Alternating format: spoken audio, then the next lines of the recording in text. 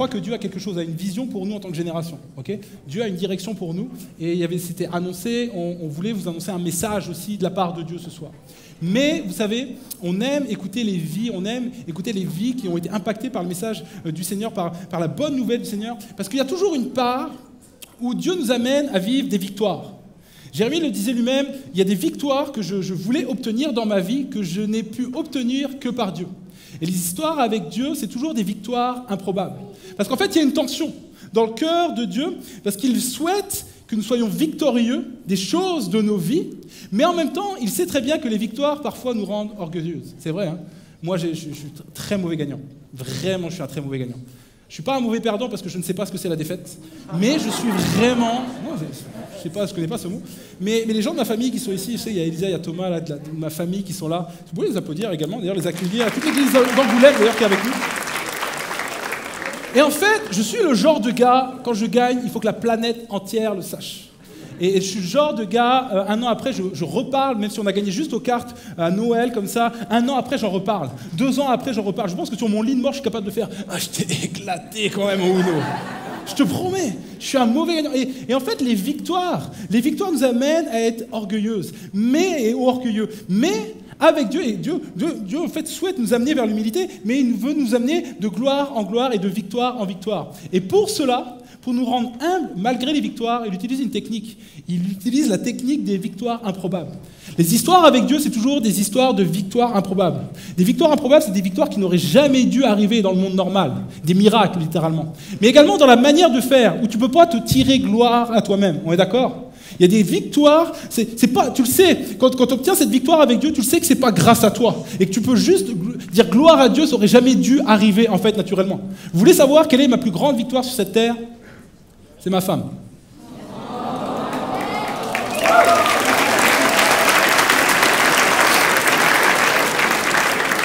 Juste grâce à ce moment, je viens de passer une très bonne semaine. Je vais passer une très bonne semaine, c'est sûr. Ma femme, comment un être comme moi peut être avec une femme comme elle ? Et j'aimerais vous raconter l'histoire comme quoi c'était à Angoulême que ça s'est passé, et puis il y avait tellement de prétendants, mais j'étais au milieu de toute cette masse de prétendants, l'homme le plus beau, le plus fort. Oh, c'est pas du tout l'histoire. J'étais, je pense, à peu près le seul choix potable et plausible, quoi, en fait, quelque part. Et c'est une histoire d'une victoire improbable. J'en ai d'autres, quand même, que celle de ma femme. Mais mon histoire avec Dieu est teintée de victoires improbables. Ça aurait jamais dû arriver. La parole de Dieu est remplie de victoires improbables. Est-ce que vous avez des idées d'histoires improbables dans la parole de Dieu ? David, c'est improbable. C'est toi qui dis ça ? Comment tu t'appelles ? Chouma. Parce que là, on aurait eu un problème. Hein. Je pense que... Chouma. Ok. Chouma, est-ce qu'on peut applaudir ? Elle vient de gagner un menu. Ouais, le menu du soir, tu l'as gagné, le menu du point. Alors c'est 6 €, t'emballes pas non plus, t'as pas gagné au loto. Mais c'est offert par la maison, tu pourras y aller tout à l'heure. Ok, ça marche ? Et David, l'histoire de David, l'histoire de Gédéon évidemment, l'histoire de Jéricho également, qu'est-ce qu'ils ont eu à faire pour que la muraille tombe ? Juste se balader autour de la ville, ça va. Et crier au bout d'un moment quand même, ça va. Non mais c'est vrai, c'est des histoires improbables. Et en fait, ce soir, j'aimerais vous proposer l'histoire d'un peuple qui a vécu une histoire improbable, plutôt d'une famille. C'est la famille d'Abraham. La famille d'Abraham, elle est connue, puis on connaît l'histoire d'Abraham, qui est ce père dans la foi, à qui Dieu a dit « Ok, tu partiras de Ur en Chaldée, de la terre de ta famille, tu iras là où je te dirai. Okay, tu t'arrêteras, puis tu vas prospérer, tu vas devenir une famille nombreuse. » Et en fait, il écoute par la foi, sans même comprendre, il part, et puis il va arriver en Canaan, là où il va prospérer. Il fera un détour par l'Égypte d'une tente disette, mais il reviendra. Et quelques temps plus tard, il sera là, il a tellement grandi, il est parti avec des personnes de sa famille, il est parti avec Lot notamment. Et là, il a tellement grandi, les bergers commencent, parce que lui c'était un berger, il avait de nombreux troupeaux et de nombreux serviteurs. Et vous connaissez certainement cette histoire où à un moment donné, les bergers commencent à se bagarrer, à commencer à y avoir des distensions entre eux. Et il dira à Lot, ok, on est de la même famille, pas d'embrouille entre nous, je t'apprécie, mais il faut qu'on se sépare au bout d'un moment. Et ils monteront sur une montagne comme ça, et puis ils décideront de qui va aller où. Et on sait que Lot va partir vers la ville de Sodome. Okay, parce que c'était, avant que Dieu ne l'extermine, une ville qui était luxuriante. C'était comme un oasis. Et Lot part vers là où ça brille. Et Abraham, lui, va partir plus dans un désert où il va prospérer. Sauf que quelques années plus tard, il y a comme plusieurs rois, des cités-États qui font alliance pour aller combattre des rois, dont le roi de Sodome et le roi de Gomorrhe. Et ces rois-là, ils font une coalition comme ça, ils montent une armée et ils vont conquérir la ville de Sodome. La ville de Sodome est conquise, tous les biens sont pris et Lot est pris également. Regardez bien ce qui est écrit. Regardez bien ce que ça suscite dans le cœur d'Abraham automatiquement. Genèse chapitre 14 et verset 14. Dès qu'Abraham eut appris que son frère avait été fait prisonnier, il arma 318 de ses plus braves serviteurs nés dans sa maison et il poursuivit les rois jusqu'à Dan. Il divisa sa troupe pour les attaquer de nuit, lui et ses serviteurs. Il les battit et les poursuivit jusqu'à Shoba, qui est la gauche de Damas. Il ramena toutes les richesses. Il ramena aussi Lot, son frère, avec ses biens, ainsi que les femmes et le peuple. Abraham, quand il voit que Lot, son neveu, a été emporté avec toute sa famille, il y a quelque chose de primaire dans son cœur. Il y a quelque chose qui remue comme ça. Il dit, on ne peut pas toucher à quelqu'un de sa famille. Tu sais, ça vous arrive ça. Moi, ça m'est déjà arrivé. Ce sentiment de, tu ne touches pas à lui. Moi, j'avais un frère. Il y a peu de temps où on a pu être ensemble dans la même structure scolaire. À un moment donné, je me retrouve au CP. Lui, il est en CM2. Il est en train de se faire laminer au bac à sable par un gars de sa classe comme ça. Il y a un truc qui s'est passé en moi. Je vais l'éclater. C'est comme ça. Je suis en CP comme ça. Je vais l'éclater. Il se passe un truc comme ça, allez, on y va ensemble au combat, allez, vas-y, on part comme ça. Je le prends, je l'attrape, je le prends par le pull comme ça. Bon, après, je l'ai soulevé d'1 centimètre à peu près, mais c'est une grande victoire pour moi. Je le prends comme ça, je le soulève comme ça. Et j'aimerais tellement vous dire que je l'ai laminé, mais je me suis fait éclater, comme mon frère, tous les deux. On a fini la tête dans le sable, j'ai mangé tellement de sable, des fois j'en tousse encore, tellement. C'est des années après, c'est souffrance pour moi. Mais il s'est passé quelque chose d'instinctif, et on est d'accord, ça vous arrive, on ne touche pas à la famille, hein? Tu touches pas à la famille. Et là, c'est ce qui se passe. Abraham, il part automatiquement, il dit, tu touches pas. Et puis, il n'a pas le temps, en fait. Vous comprenez, nous, on lit ça comme ça. Oui, il est parti, puis il a combattu l'armée nombreuse qui avait fait une coalition comme ça, puis ils ont triomphé. On est trop habitués à lire la Bible avec cette notion. On sait comment ça va finir, parce qu'avec Dieu, on remporte des victoires. Mais c'est l'histoire d'une victoire improbable. Avec qui Abraham est parti? Avec ses serviteurs. Moi, je ne savais pas qu'Abraham, il avait une armée. Mais c'est normal. Il n'en a pas d'armée, en fait. Il part avec qui? Il part avec ses servants. Il part avec Tantine. Il part avec ses bergers. Et puis tu sais, nous on imagine, ouais, ça doit être comme dans les films. Ils ont dû faire un peu une mission comme dans Black Panther, comme ça. Tu sais, ils sont là comme ça, puis avant de partir au combat, ils sont tous en train de s'entraîner pendant peut-être 1 mois ou 2. Non, non, non. Il n'y a pas de Abraham, il passe, il fait, ouais, tu lèves plutôt ta garde comme ça, puis après sidekick, un pique-bout comme ça c'est pour Joran, spécial dédicace. Pique-bout, comme ça, c'est une technique là pour éviter les coups. Tu sais, il n'y a pas de mission commando avant de partir au combat, c'est instinctif. Il part avec 318 personnes. Et parce que 318, c'est pas un hasard, c'est parce que c'est pas 317 ou 319, chaque personne compte. Hein, même le petit qui est là, qui est un peu malade, qui est boiteux, ouais, on part avec lui quand même, vas-y, on y va. On part avec tout le monde. 318. Et ils vont battre une armée qui vient de ceux qui avaient fait une coalition comme ça et qui venaient de remporter de grandes victoires. Comment ça se fait qu'ils ont réussi à triompher? La Bible nous le dit. Ils ont juste attaqué de nuit. Ils ont juste à attaquer à un moment où l'armée ne s'attendait pas à être attaquée. Parce que pour eux, ils avaient laminé tout le monde. En fait, ils ont juste eu à être là au bon moment. En fait, Dieu avait créé les circonstances favorables. J'aimerais te le dire, cette année, de la part du Seigneur, il va y avoir des victoires. Je te le dis, parce que Dieu est avec toi, tu vas remporter des victoires. Mais ce n'est pas parce que tu es le plus fort, ce n'est pas parce que tu es le plus beau ou le plus intelligent, c'est parce que Dieu est avec toi et qu'il crée les circonstances favorables pour que des victoires prennent place dans ta vie. Cette année, je veux le déclarer, cette année sera encore une année de victoire improbable. Et dans l'histoire d'Abraham, on découvre plusieurs choses de ce qu'on est appelé à vivre cette année. On voit qu'Abraham devient un guerrier. Il était connu pour être un berger. Et c'est la saison dans laquelle il rentre où il va être connu pour être aussi cet homme guerrier. Cette année, dans ce lieu, il y a des guerriers qui vont sortir. Des gens, tu es connu pour être quelqu'un de doux. Tu es connu pour être quelqu'un de docile peut-être. Et c'est une qualité. Mais on va découvrir le guerrier qui est en toi. On va découvrir cet homme ou cette femme qui dit « Moi, je vais aller reprendre possession de ce qu'on m'a pris. » Parce que cette année, il y a des choses que l'ennemi t'a prises et qui ne lui appartiennent pas. Mais il va y avoir quelque chose qui se passe en toi, une saine rébellion qui va dire « Je vais aller chercher ce que l'ennemi m'a pris. » Et tu sais quoi? La même histoire d'Abraham nous apprend quelque chose. C'est qu'Abraham, il ne parle pas pour lui. Il ne met pas en danger sa famille pour lui-même. Il la met en danger pour quelqu'un de sa famille. Et de la même manière, j'ai envie de le dire, on part au combat avec toi. On part au combat avec toi. On veut prier pour toi. On veut te soutenir, toi. On veut se réjouir quand tu te réjouis, mais on veut souffrir également quand tu souffres. Parce que c'est ça, l'Église également. C'est pas juste pour nous, c'est également pour le gars qui est à côté de toi. Regarde ton voisin et dis-lui, on part ensemble.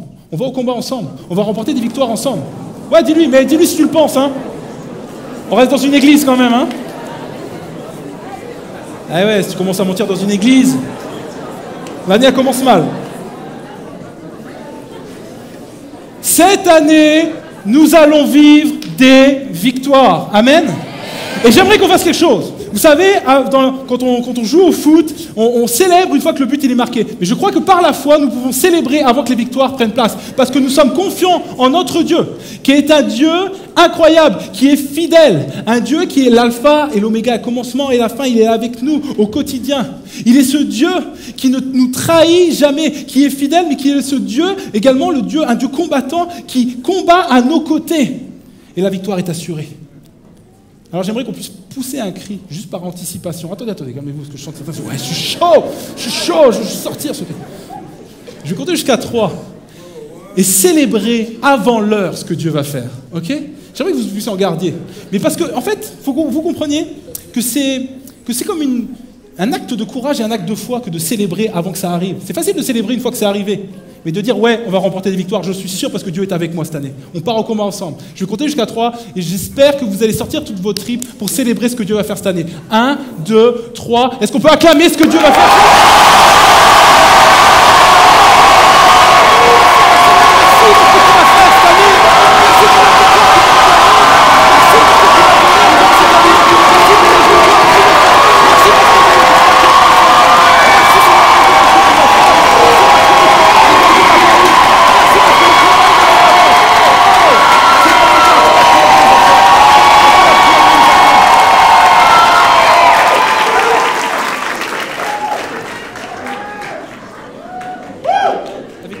Les amis.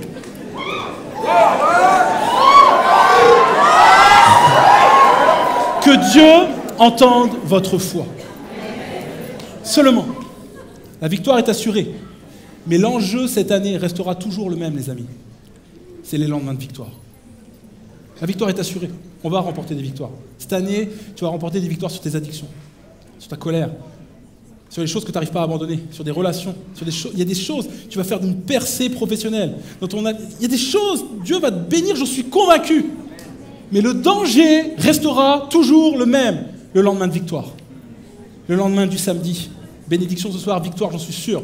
Mais demain, lundi, qu'est-ce qui va se passer?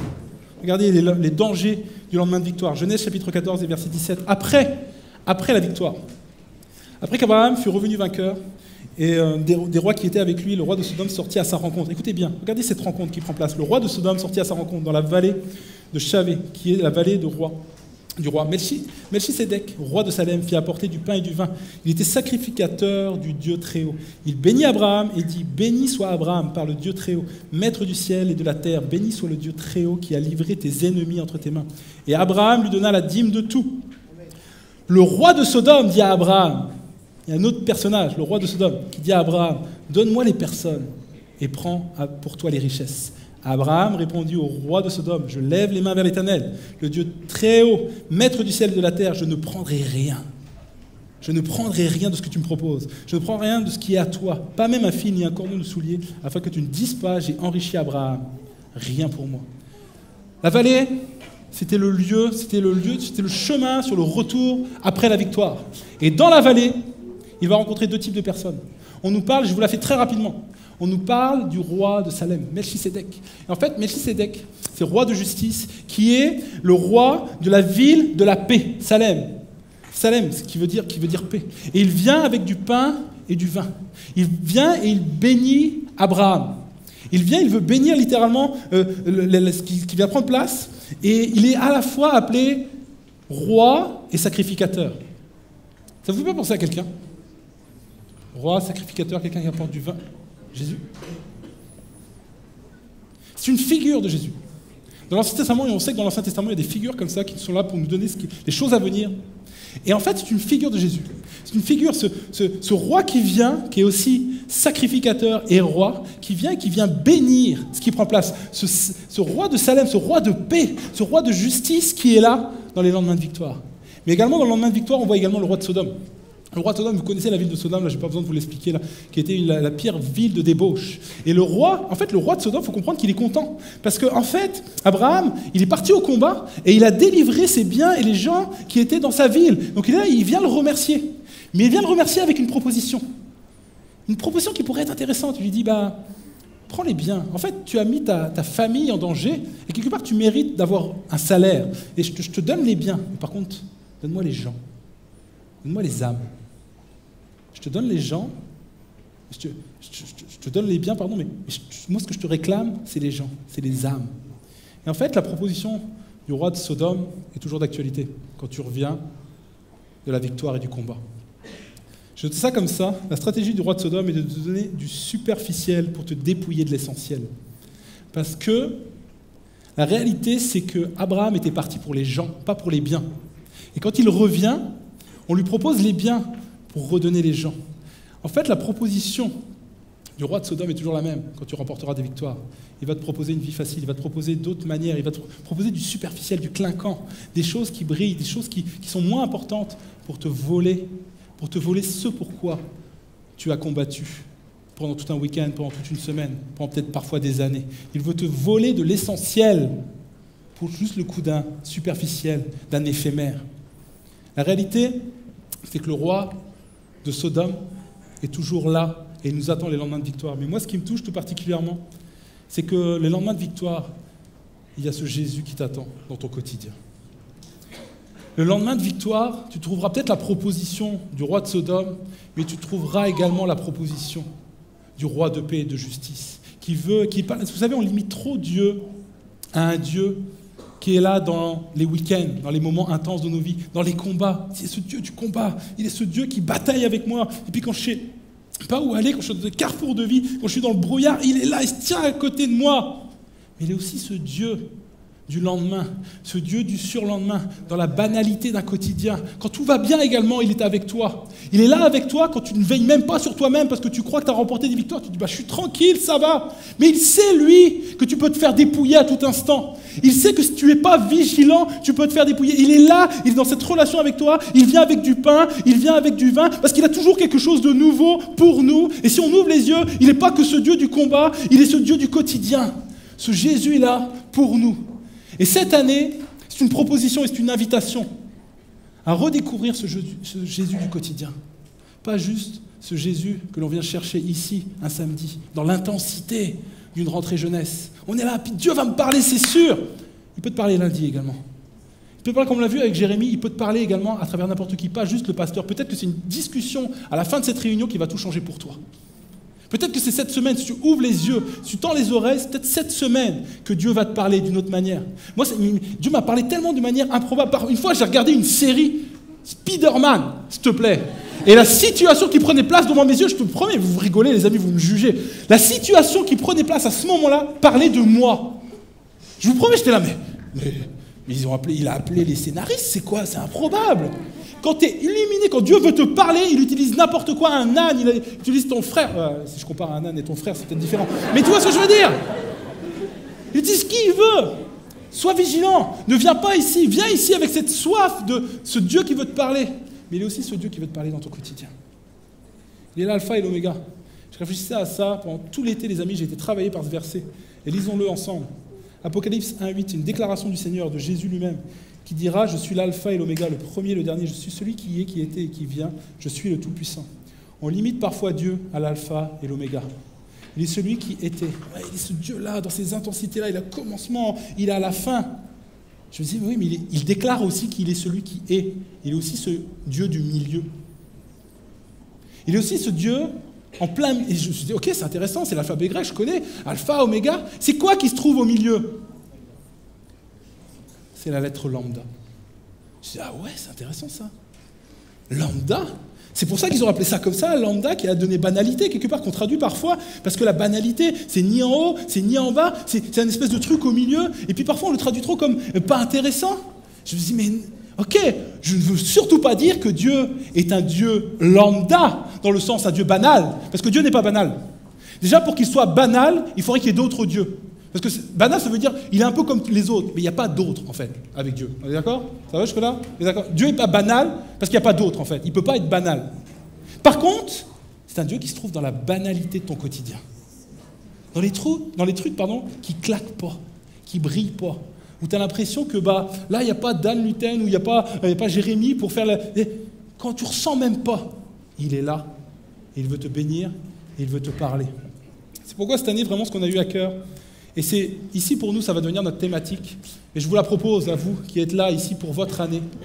La thématique, nous, ici, c'est un message qui, je pense, pour une génération, c'est de réinvestir le quotidien, de réinvestir le lambda. Le lieu de la plus grande victoire pour toi cette année, elle est sur mon t-shirt, elle est ici, elle s'appelle lambda. Et le sous-titre, c'est « Je suis l'alpha et l'oméga », je dis le Seigneur, qui est celui qui était, qui est et qui vient. Celui qui est dans le lambda. Les plus grandes victoires, les amis, sont reportées à lambda. Dans l'histoire d'Abraham, c'est quoi le moment le plus important? Est-ce que c'est le combat? Ou est-ce que finalement, c'est quand il en revient et où il a l'occasion d'être dépouillé de tout ce qu'il a pu conquérir? En tout cas, l'alliance que Dieu lui proposera, il fera une alliance, il renouvellera son alliance, sera après la rencontre avec Sodome, avec le roi de Sodome et le roi de Salem. Parce que quand dans l'intégrité, dans les moments où il n'y a plus personne pour applaudir, sur le lieu du combat, tu es là, il y a tout le monde qui regarde. Et ici, là, peut-être que quand tu lèveras ta main pour prendre des victoires, et il faudra le faire, tout le monde va peut-être applaudir, on sera tous ensemble dans une énergie ensemble. Mais quand tu es tout seul face à ton écran, quand tu es tout seul dans ton université, où tu pourrais aller dans des discussions qu'il ne faut pas, quand tu es tout seul dans ces moments-là, en fait, tu n'es pas tout seul, on n'est pas avec toi. Mais Jésus est avec toi. Et la victoire la plus importante, elle est là. Puisque ta décision du week-end, elle prend vie là. Parce que tu as décidé d'arrêter, ça prend vie là, ça devient oui, amen là. Ça prend vie à lambda, les amis. Alpha, oméga, c'est les moments intenses. Et je crois qu'il y a l'invitation pour une génération à reprendre possession du quotidien. À se trouver fidèle à lambda. En fait, souvent, on est des chrétiens, on est un peu alpha et oméga aussi. Les chrétiens, parfois, je me mets dedans, parfois, tu sais, au début d'un projet, toujours super excité. Ouais, on va aller là, ça va être génial. Oui, on va aller conquérir Bordeaux, on va aller conquérir Angoulême. Là. Ouais. Et puis petit à petit, dans la marche, comme ça, il est parti où, lui, Jean-Michel? Tu sais, oh, bah oui, il avait autre chose à faire, tu sais. Hop là, tu sais. Entre alpha et oméga, des fois, il y a de la perte, tu vois. Des chrétiens qui vont se trouver fidèles à lambda, dans la banalité de la routine, où tu peux perdre tout ce que tu as conquis le week-end. Un chrétien lambda, un chrétien qui dans sa routine comprend que c'est là que les victoires prennent place, que les témoignages peuvent prendre place, qu'il y a aussi un Dieu à redécouvrir à lambda. Qu'on a oublié, nous, on voit Dieu, puis oui, je me rappelle, dans telle conférence, au congrès Écho, à la rentrée de jeunesse, je l'ai vu, il m'a parlé, mais il peut te parler également dès lundi, dans la banalité de ton quotidien. Il y a tellement de choses à te dire. Ce Dieu, j'ai envie de revoir. Vous savez, quand on est jeune chrétien, on voit Dieu partout. On voit tout le temps Dieu, celui-là, ouais, il m'a dit. Ouais. Et au fur et à mesure du temps, tu ne sais pas pourquoi, tu en parles un peu moins de ce Dieu du quotidien. Est-ce qu'il t'a oublié? Ou est-ce que tu as oublié de tendre l'oreille? Il est toujours là, les amis. J'ai envie de revoir Dieu dans un coucher de soleil. J'ai envie de revoir Dieu dans ma famille, dans les conversations, quand je regarde une série. Je vous parle d'une chose, d'une fois où je disais, ouais, j'ai vu Dieu parler de ma situation dans une série. Est-ce que ça m'est arrivé à nouveau encore? Parce qu'il peut encore le refaire. Vous comprenez ce que je veux dire? Je veux, c'est ma déclaration personnelle, c'est une invitation pour vous. Je veux voir à nouveau Dieu dans le lambda de mon quotidien. Je veux le voir plus. Je veux le voir parce que je sais qu'il est là, parce qu'il est fidèle, parce qu'il a du pain, parce qu'il a du vin, parce qu'il a de la paix à me donner, parce qu'il est justice. Il est là. Est-ce que moi, je vais être attentif? Est-ce que moi, je vais me trouver fidèle dans le lambda? Alors, cette année, c'est le programme. On met tellement d'intensité, les amis, et je vous le dis, et je me confesse, ici à l'Église Momentum, et c'est partie de ça. On sait que les événements, on les fait bien, ça va, c'est une belle rentrée, on est d'accord, ça va, ça se passe bien. On met... Merci, on l'a fait juste pour toi. Ça s'est bien passé. C'est une belle rentrée, on a mis de l'énergie, tout le monde a bossé fort. Et puis on le fait encore, on fait des célébrations. Mais il y a de l'énergie à mettre également dans le quotidien, les amis. On ne peut pas mettre toute notre énergie. La seule chose pour laquelle on met de l'énergie, c'est sur les week-ends, c'est sur les célébrations, c'est sur les camps. On va remettre de l'énergie un peu ailleurs. On va essayer d'être trouvé fidèle un peu ailleurs. C'est pourquoi on aimerait faire plus de sorties, plus de choses en dehors. L'église, c'est pas que c'est 4 murs. Se trouver dans la ville de Bordeaux. Et puis là, il y a des rapprochements. On s'entend super bien avec Bordeaux République. Là, si vous êtes là, d'ailleurs, est-ce qu'on peut les applaudir bien fort? Se trouver. Applaudissez-le, les amis. Qu'on se retrouve dans les rues de Bordeaux, c'est la vraie vie. Qu'on se présente nos potes dans la vraie vie. Qu'on soit peut-être un peu dans les groupes de maison également, ça c'est une invitation. Là je vous parle de choses concrètes pour réinvestir ton quotidien. Tu n'as peut-être pas besoin de tout le monde ici, mais tu as besoin de quelques personnes. De trouver, comme l'a dit Jérémy, des gens, des vis-à-vis avec lesquels tu vas devoir être intègre, tu vas pouvoir être intègre et parler des vraies choses. On veut développer les groupes de maison, on veut développer les cellules de maison, je ne sais pas comment tu les appelles dans ton église à toi, mais il y a besoin de te voir avec des gens qui ont la même foi que toi et de pouvoir faire tomber le masque et parler des vraies choses du quotidien. Quand ça fait mal, on dit que ça fait mal. Quand ça va bien, on dit que ça va bien et on se réjouit ensemble. On pleure ensemble et on se réjouit ensemble. On va développer des podcasts aussi. Ça va s'appeler comme un lundi. Ça claque pas, j'aime bien. En fait, j'aime bien le mot lambda parce que ça claque pas, ça ne voit pas du... C'est genre, ouais, lambda. C'est genre, j'aime trop ce terme. Parce qu'en fait, ça nous ramène à la routine. Mais c'est là que les victoires prennent place. Les podcasts, on va appeler ça comme un lundi, parce que le lundi, c'est le jour que tu n'as pas envie d'aller. Tu voudrais vite sauter au mardi tout de suite, ou même au vendredi pour certains. C'est genre, je sais pas pourquoi ils ont inventé le lundi. Seigneur. Le lundi, Dieu vient, le roi de Salem vient avec du pain et du vin. Il est là le lundi, il peut te parler. Qu'on réinvestisse le lundi, les amis. La semaine, elle ne commence pas vendredi.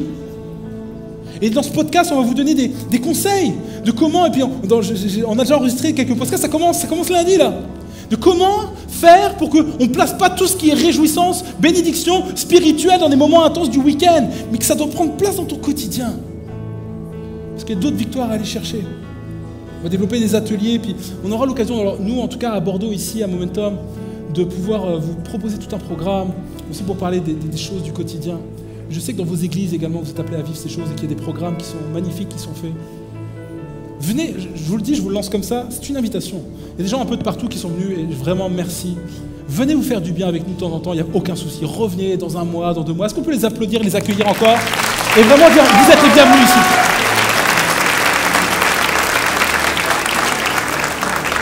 Mais nous les amis, on n'est pas à votre pain quotidien. Vous allez devoir trouver des gens là où vous êtes, là où vous habitez. Vous allez devoir vous intégrer, trouver des frères et des sœurs, même si c'est 1 ou 2 personnes, des gens avec lesquels tu peux être vrai et parler de Dieu et le voir et dire « Ouais, moi j'ai vu le Seigneur répondre à ma prière. Moi je ne comprends pas pourquoi il ne répond pas encore. Mais t'inquiète, on est avec toi, on prie avec toi. » C'est ça la vraie vie, les amis. Hein, donc venez vous faire du bien si vous voulez, vous êtes les bienvenus. Soyez fidèles également dans vos églises, dans vos assemblées, dans tous les programmes qui sont mis. Parce qu'il y a des choses à aller chercher également. Et ce soir, ça va être une décision personnelle.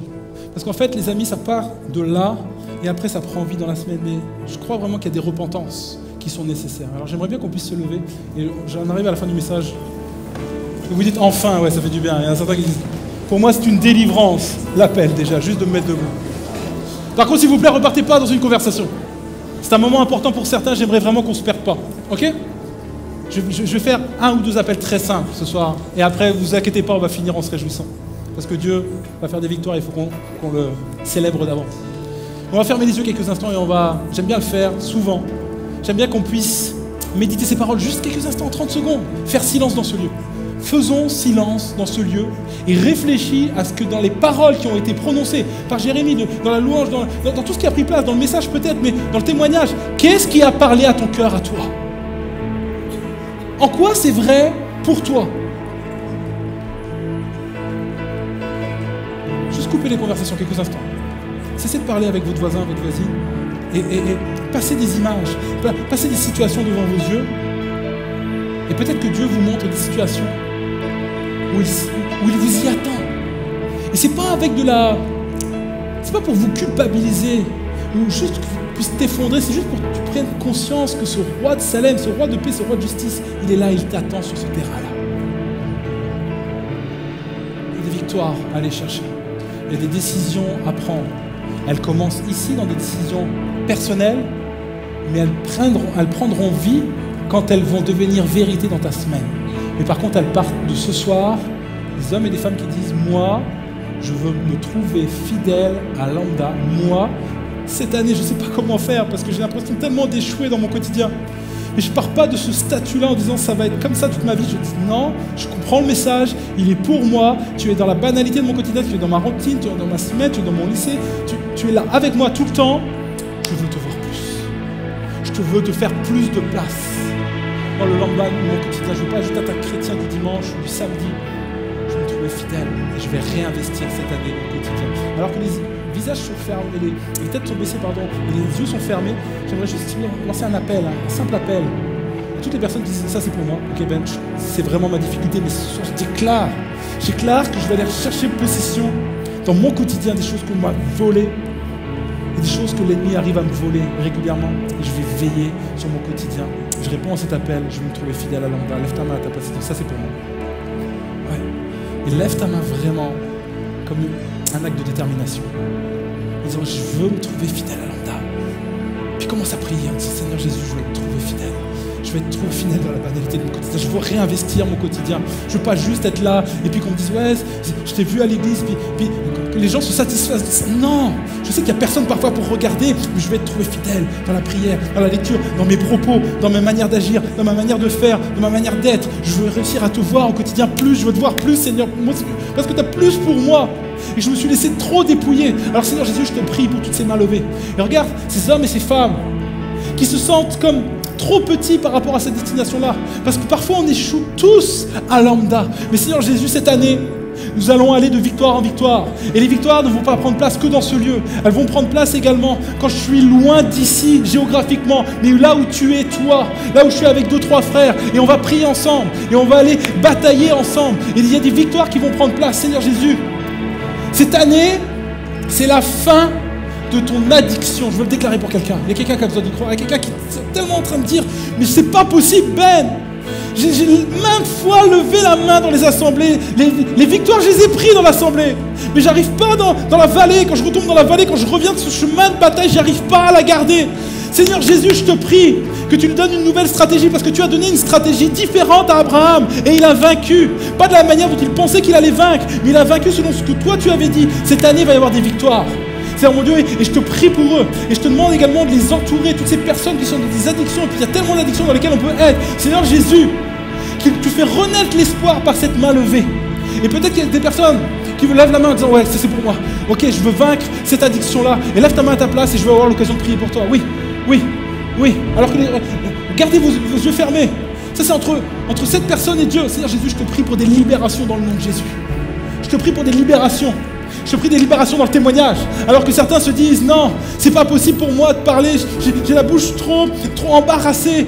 Seigneur, je n'ai pas assez quoi dire sur la parole de Dieu. Puis tu ne libères pas, mais le témoignage passe par tes agissements également. Il y a une libération dans le témoignage pour certains. Certains disent, ça c'est mon année.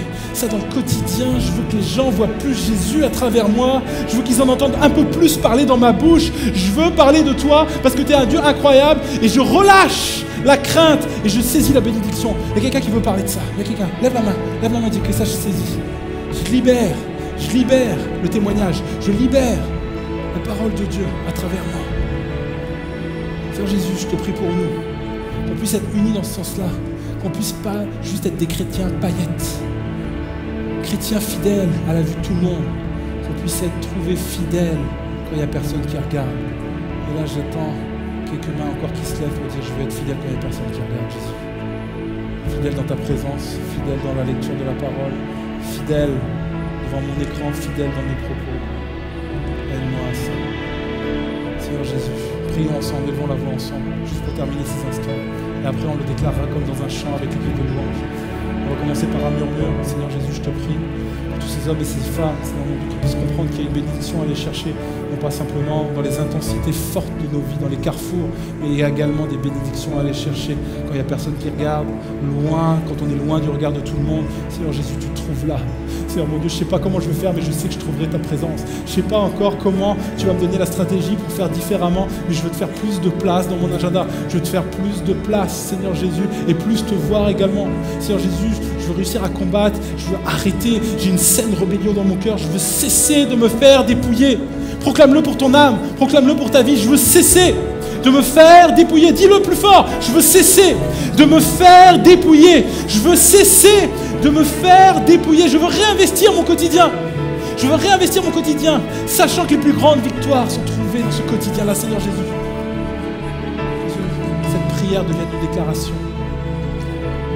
Reste dans cette attitude d'introspection. L'équipe de louange va commencer à chanter. Que votre prière devienne une louange pour le Seigneur. Des victoires prendront place. Il faut réinvestir le quotidien. Et la bonne nouvelle, les amis, c'est que Dieu est là. Le roi de Salem sera avec vous. Chantons ensemble.